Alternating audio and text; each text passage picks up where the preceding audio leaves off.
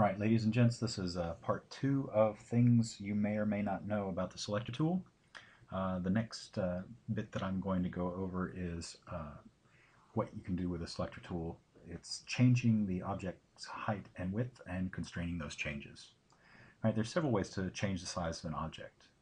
The first method is to grab the selection's bounds handles. That's what these little dots on each side are called, right? And you can drag them either horizontally, vertically, or both. So vertically, horizontally, or both at the same time. Yeah?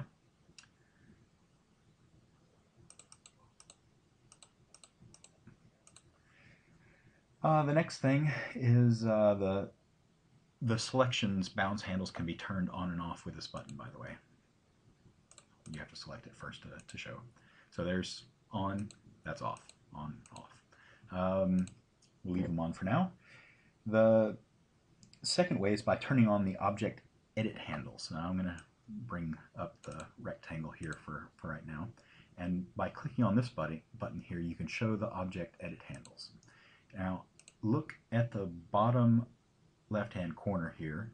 When I click this button, you'll see a little dot pop up there. It pops up in all the corners, but there's always one in the upper left-hand corner. Yeah, so by clicking on this, I can do that. Now, when I grab that, then I can resize the shape of this any way I want to, but it always takes the opposite corner and makes that. Oops, sorry, all over the shot right now. Sorry about that. That's the danger of using that particular method, is you end up getting way off. Get back on into a visible area here. So that's another way of doing it.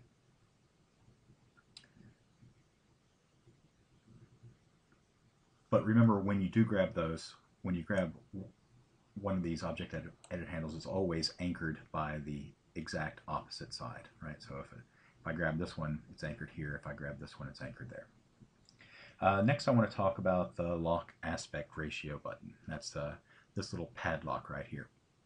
Now, this affects the changing of the size of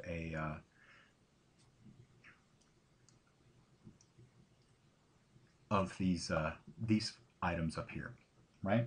So having the button activated forces the next two methods to keep the relative size and shape of the item the same. Now that means that if you change the height, the width will change by a proportionate amount, and by toggling the button off, you can change either the height or the width without changing the other. You can change the height and the width by entering the exact size in whatever unit of measure you wish here in these. And I have it on right now, so it's 309 pixels, but I could change it to 2 cm, to 2 centimeters, and it would change it to 2 centimeters. And it converts it back to pixels because that's my default. But I can also enter in 309. Boom. And because I have this lock aspect ratio button clicked, it changes both the height and width. So if I deselect it and change that back to 2 cm, this is only going to change the width. Yeah, you see the difference. Undo, and I'm going to put that back on. You can also change it by entering these percentages. So if I wanted to change the width to 150, I can just type that in. So it's 150 times, it's going to get bigger. Boom. Again, because I have lock aspect ratio on, both of them changed. If I do undo and take this off and change this again to 150, it will only change the width. Yeah? All right. That's it for changing the object's height and width. Next, we're going to talk about rotating or skewing an object. Okay, I'm going to use, again, this rectangle because it's a little bit easier to see. There are many ways to both rotate and skew your object. So let me define those terms. Rotation is a way to spin the object around its origin point, and I'll get more into that later. And skew is a way to shift the position of one side of your object while the other side remains stationary. In the case of a rectangle, this would create a parallelogram. So if, for example, so method one, I'll show you by the different methods. You can rotate or skew an object by toggling the rotation handles by clicking a selected object. So this is not selected. This is selected.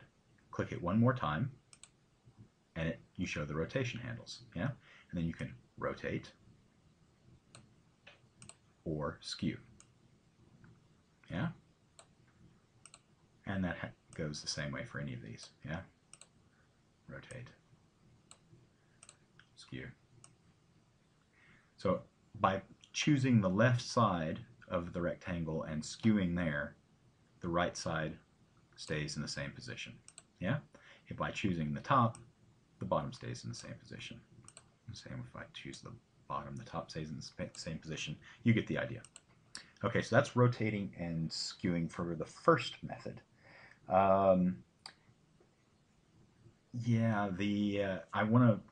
When I said that clicking once and then clicking a second time will turn on these rotation handles, just be very careful that you don't double click, because that opens up the tool that you use to create whatever object it is. All right, so that's not something you want to do. So be careful there. Another thing, to toggle on and off these the rotation handles, you can always hit Control-Shift-4, and that turns on and off the rotation handles with a selected object. Okay.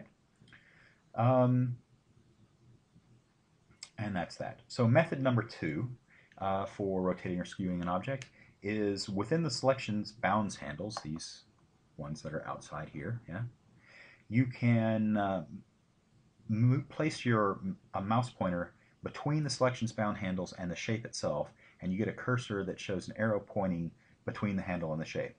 And you can then click and drag or rotate and skew the shape. So let me show you how that works. So normally, if I get this here, the rotation handles, I get the arrow going this way. Yeah, you see how that's the rotation handle? Yeah. Undo, and for skew, I get the same thing, right? Either I'm right on top of it or whatever. So you get those same handles if you don't have the rotation handles on, and you get in between the shape and the what are they called again? The bounds handles, right? Selections bound handles. So if I get my mouse in between the two and do this, I get to do the same kind of rotation. Okay? So that's method number 2. And then method number 3, in the info bar, you can change the values directly for either rotation or skew. Here's rotation, here's skew. So if I enter in 20, I get a skew, but it's always going to the right. Or if I want to go to the left, I'd have to enter in a negative number, so negative 20, or 29 on X, 20, yeah. So that's going the other way. And the same with rotation. You could give it a 90-degree turn, yeah. Okay, and that's it for rotation and skew. And again, I'm running over, so I'm going to go ahead and stop there, and we'll have the rest in part 3.